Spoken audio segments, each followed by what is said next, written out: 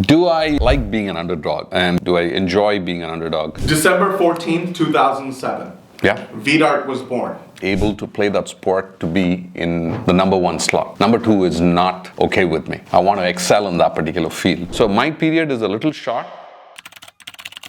Hello, vanakkam, welcome back. Today we are going to be talking about entrepreneurship. நீங்க கேக்குற கேள்வி என்னன்னா, I want to become an entrepreneur. How do I become an entrepreneur? அப்படின்னு சொல்லிட்டு. And there is a lot of questions around entrepreneurship in terms of who can become an entrepreneur, who cannot become an entrepreneur. I'm going to answer all those myths in a little bit. December 14th, 2007. Yeah. Vidart was born. Yeah. You just asked us 3 questions. Correct. Can you tell us at the age of 37 what those questions were for you? Do I like being an underdog? And do I enjoy being an underdog? I love it for a fact that I'm very, very competitive. Any kind of environment, wherever I am in, I want to be able to play that sport to be in the number one slot. Number two is not okay with me. I want to excel in that particular field. And majority of the companies what I'd worked for, I'd always worked for only small businesses. So I know I am against the big boys. To win against the big boys, you need to have that courage and determination. So if you play a lot of team sport, you will know what an underdog is meant to be, because you will always come across teams which are much, much stronger than you, and how you can strategize to win against them and emerge as a champion. Did I ask these questions? These questions are afterthought right now. I got to know about these questions much later. And that's where we are taking this to our audience, so that if they are on the entrepreneurial journey, it could help them. So think about it. If you are under constant pressure and you know that when you are in that ecosystem, you are competing against a very, very strong player, yet will you have the courage to emerge victorious is what an underdog means. So if you have that, yes, of course I did have. Do you seek hard challenges where most people shy away from? Again, did I have that particular trait when starting Vidart? It goes back to right from childhood. I chose areas the rest of them would shy away from. For example, the opportunity will present itself. We are sitting in a classroom. A simple example, right? You're sitting in a classroom, the professor asks you a question, you always want to wait or ask no question at all, right? But if you have that curiosity, there are certain opportunities which will present in such a way that just by asking that question, a new portal opens up, a new opportunity opens up. So I've always sought those opportunities. By having this conversation, or by having a conversation in that particular moment in time, did it open a new opportunity for me? So I'll generally take those chances, right? So yes, that trait was in there. Do you thrive in taking personal responsibility in success or failure? You know what? When you think about it, right? We, throughout our career, will have ups and downs, right? And the moment you cross 18, you are an adult. And being an adult, you will have to take responsibility for your own success or failures. So I think all the 3 were yeses for me, but for a lot of them, it may not be. But if it is not a yes, that does not mean you cannot become an entrepreneur. You can still become an entrepreneur. But the most important thing is surrounding yourself with the right, or bringing in the right team, which is going to complement your skills.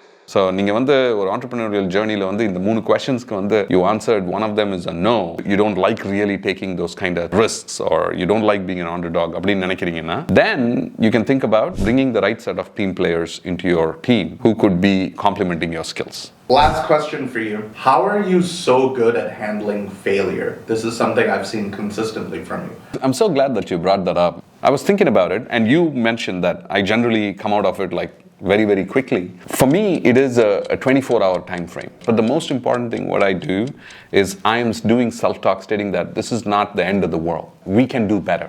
I can do better. I take personal responsibility for this. I have to improve in this particular area, and I want to get past this. Because the moment you do not have self-talk, you're not reassuring yourself, you're getting deeply sucked into this problem. And I know that it lingers on people's minds for longer period of time, like you said, like 30 days. Yeah, absolutely, it does happen as well. So everybody is human, everybody goes through that, and I go through that as well. So my period is a little short. It is only because of self-help, which is like talking to myself, you know what, I can do better than this. It's okay. I made a mistake. It's fine. We have to move on. So I hope that helps. Tell me what you think about it. I would really love to see your comments and thoughts, because your comments is what helps us actually create more content. So we'll talk more about this in today's entrepreneurship series. Thank you. See you on that side.